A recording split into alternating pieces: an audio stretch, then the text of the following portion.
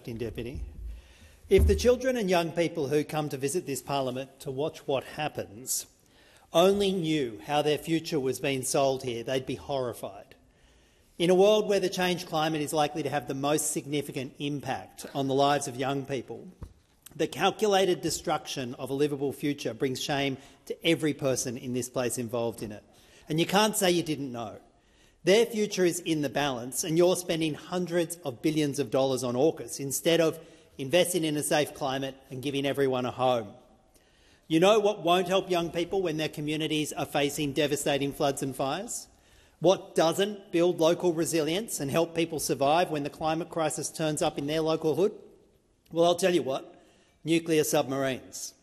The government knows that climate change is the biggest threat to the security of this country. And in typical fashion for Labor, they are trying to hide the fact. They commissioned a report on it through the Office of National Intelligence, reassured the media and public how seriously they were taking it, and then when the report came back, they hid it under a rock.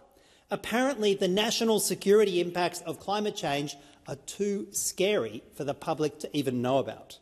And that should terrify us all. What are they hiding? In an attempt to curry favour, they gave some independent MPs a confidential briefing on the report, and then they swore them to secrecy. Another classic Labor strategy of gagging your critics. The thing is, from flooded communities across Brisbane and my home state of New South Wales Northern Rivers to the fires burning near Ballarat, people can see the truth about the climate crisis. We can see the impacts of massive droughts, unseasonal cyclones, catastrophic rainfall in our country. We can see the truth of what the climate crisis is doing to our region and fundamentally to our national security. Our Pacific neighbours are going underwater. Our region is going to be dramatically destabilised if we don't deal with climate change, as coastal cities are inundated and food security is ravaged.